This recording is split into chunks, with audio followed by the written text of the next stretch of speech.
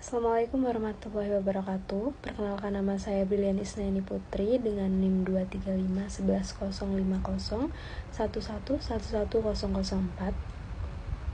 Video ini dibuat guna memenuhi tugas pengganti mata kuliah umum yaitu Kewarganegaraan kelas L6D. Program Studi Pendidikan Bahasa Inggris Fakultas Ilmu Budaya Universitas Brawijaya. Jadi tugas kali ini adalah menyampaikan argumen secara verbal mengenai perlukah Undang-Undang Dasar 1945 diamandemen lagi untuk yang kelima kalinya. Berdasarkan notulen yang sudah saya kerjakan dan berdasarkan argumen saya secara verbal, saya setuju apabila Undang-Undang Dasar 1945 diamandemen. Namun sebelum itu ada beberapa bagian Undang-Undang Dasar 1945 yang wajib di-highlight yang tidak dapat diubah, yaitu pada pembukaan Undang-Undang Dasar 1945 yang mutlak dan memang tidak dapat diubah. Dan ada bagian-bagian yang masih bisa diamandemen, yaitu penjabarannya, pasal-pasalnya, atau isi batang tubuhnya. Alasan mengapa saya setuju untuk adanya amandemen lagi adalah karena pada sebelumnya Undang-Undang Dasar 1945 juga pernah mengalami amandemen yang terjadi pada masa awal reformasi. Tidak menutup kemungkinan di masa yang akan mendatang atau di masa yang akan datang Undang-Undang Dasar 1945 bisa dilakukan amandemen lagi. Jika melihat pada sejarah pada era reformasi awal, Undang-Undang 1945 telah diamandemen atau mengalami perubahan sebanyak 4 kali, yakni pada tahun 1999, tahun 2000, dan tahun 2001 diamandemen sebanyak 2 kali. Tujuan dari amandemen itu sendiri adalah untuk menyempurnakan aturan dasar seperti tatanan negara, kedaulatan rakyat, hak asasi manusia, pembagian kekuasaan, eksistensi negara, demokrasi, dan juga hukum.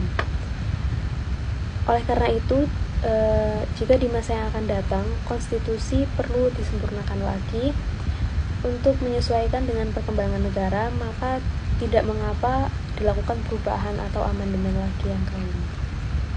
Sebelumnya kita perlu tahu latar belakang perlunya perubahan Undang-Undang 1945 itu apa.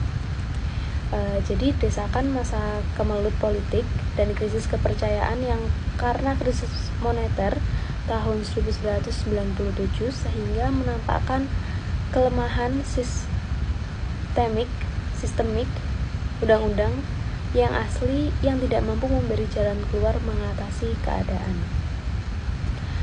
Sistem MPR yang berlaku pada masa itu adalah pelaksana tertinggi kedaulatan rakyat dan presiden sebagai pelaksana kekuasaan tertinggi di bawah dan bertanggung jawab kepada Antergerolmet MPR atau Majelis Permusyawaratan Rakyat, sehingga terpaksa melakukan rekayasa kepada Presiden Soeharto untuk menguasai MPR agar pemerintah tidak labil. Lalu alasan Undang-Undang Dasar 1945 diamandemen berdasarkan amandemen-amandemen yang lalu. Yang pertama adalah lemahnya checks atau balances pada institusi ketatanegaraan.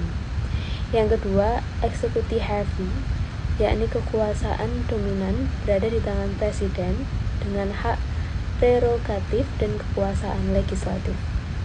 Dan yang ketiga, pengaturan yang terlampau fleksibel. Yang keempat, terbatasnya pengaturan hak-hak asasi manusia yang dijamin dalam konstitusi. Selain itu, juga perlu dukungan luas dari berbagai lapisan masyarakat untuk melakukan amandemen. Jika mayoritas masyarakat menyetujui untuk melakukan amandemen, maka sah-sah saja jika amandemen ini dilakukan. Namun, jika masyarakat belum menentang, maka pemerintah dan lembaga negara perlu memikirkan ulang sebelum melakukan amandemen. Mengingat demokrasi merupakan kedaulatan di tangan rakyat, maka perlu melihat respon dari masyarakat luas juga. Sekian argumen yang dapat saya sampaikan terkait perlukah dilakukan amandemen yang kelima untuk Undang-Undang Dasar 1945. Sekian, terima kasih. Wassalamualaikum warahmatullahi wabarakatuh.